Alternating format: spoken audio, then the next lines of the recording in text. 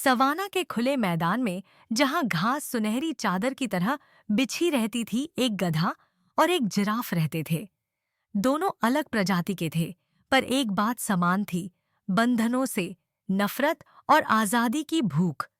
धीरू अक्सर कहता, नीलकंठ, क्या तूने कभी सोचा है कि इस मैदान के बाहर क्या है? नीलकंठ आकाश की ओर देखकर उत्तर देता, मैं रोज दूर तक देखता हूं, पर खुद कभी दूर नहीं गया। यही सबसे बड़ा दुख है। एक रात भयानक आंधी आई, बिजली चमकी, धरती कांप उठी। दोनों एक पुराने बरगद के नीचे खड़े थे। अचानक एक दिव्य प्रकाश प्रकट हुआ।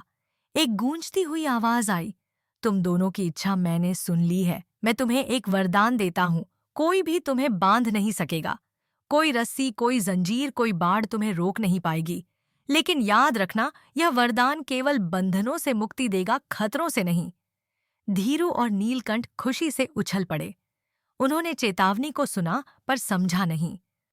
अगली सुबह दोनों निकल पड़े विश्व भ्रमण पर। पहला गांव आया। लोगों ने पहली बार जिराफ देखा। बच्चे चिल्लाए, अरे कितना लंबा जानवर! लोगों ने उन्हें पकड़ लिया और अपने पशु बाड़े में बंद कर दिया।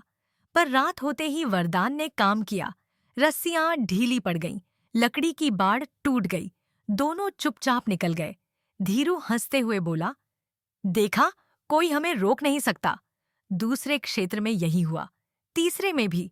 हर जगह लोग उन्हें पकड़ते और हर रात वे भाग जाते। धीरे धीरे उनमें अहंकार आ गया। नीलकंठ बोला, हम अमर हैं धीरू, हमें कोई छू भी नहीं सकता। धीरू ने चेताया, वरदान सिर्फ बांधने से बचाता है, मारने से नहीं। नीलकंठ हंसा। वह चेतावनी भूल चुका था। कई देशों, मैदानों, रेगिस्तानों से होते हुए वे पहुंचे एक घने जंगल के पास। जंगल अजीब था। दिन में भी अंधेरा, हवा में खून की गंध। धीरू रुका, मुझे यह जगह ठीक नहीं लगती। नीलकंठ बोला, डरपोक मत बनो, असली दुनिया यहीं से शुरू होती है। वे जंगल में प्रवेश कर गए। जंगल के भीतर उन्हें एक बूढ़ा हाथी मिला। उसकी आंखों में अनुभव था। हाथी बोला, यह इलाका शिकारियों का है, यहाँ ताकत ही कानून है। नीलकंठ ने गर्व से कहा, हमें कोई बांध नहीं सकता। हाथी ने सिर हिलाया, यह जंगल रस्सियों से नहीं, दांतों और पंजों से चलता है। रात हुई। अचानक झाड़ियों में सरसराहट। एक बाघ निकला। उसकी आंखें जल रही थीं। वह गुर्राया। धीरू कांप गया। नीलकंठ पीछे हटा। बाघ बोला, यह मेरा इलाका है। वे भागे। वरदान ने रस्सी से बचाया, पर पंजों से नहीं। बाघ ने हमला किया।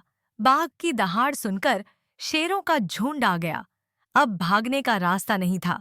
धीरू ने आखिरी बार कहा, हमने चेतावनी नहीं मानी। नीलकंठ की गर्दन झुकी। अहंकार टूट चुका था। लड़ाई हुई। असमान। दोनों बहादुरी से लड़े, पर प्रकृति का नियम कठोर था। कुछ ही पलों में जंगल शांत हो गया। अगली सुबह हाथी वहां आया।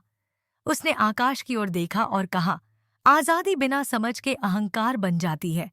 हर वरदान के साथ जिम्मेदारी आती है।